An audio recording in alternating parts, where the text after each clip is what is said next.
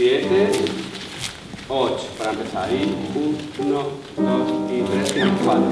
1, 2, 3. Desde que el brazo baja, me giro. 1, 2, 3, 4 y de aquí a la mano por tu de pie. Soto, el profesor de danza clásica. Después de una trayectoria como bailarín clásico, neoclásico y también una etapa más contemporánea, decidí estudiar pedagogía de la danza clásica en la Scala de Milán.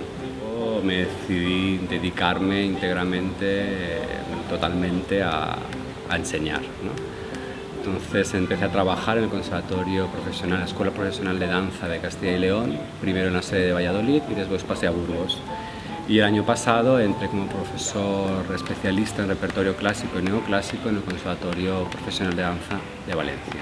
Estoy muy contento porque está siendo una experiencia muy bonita, enriquecedora para mí. Como que he retomado la parte más pedagógica del trabajo en la sala, con una progresión de todos los días a nivel metodológico, ¿no? Yo uso el método Vaganova, que es el que he estudiado en la Scala de Milán, y intento introducir en las clases pues, todos estos port de bras, estos movimientos, esas coordinaciones de cabeza que son más de la escuela rusa, y intento focalizarlo más en este método, sobre todo desde la sencillez, desde la simplicidad. Creo que a partir de esta simplicidad se puede llegar muy lejos. Yo entendiendo mi lenguaje, digamos, mi forma de coordinar los pasos, también en relación con la música, entonces creo que ahí ha habido un gran progreso en ellos. Todo estoy con el acompañamiento de un pianista fantástico, Alberto, que también me acompaña en repertorio. Eso es una cosa que es de agradecer porque no es tan frecuente.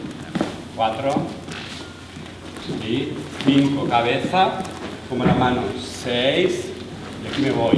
Ya sé, ante la sexta, la segunda, los brazos.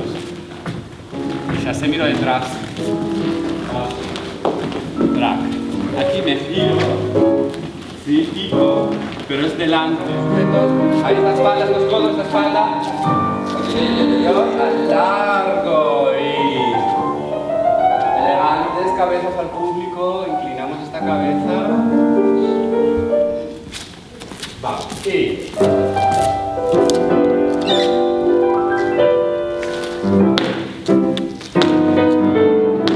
giro.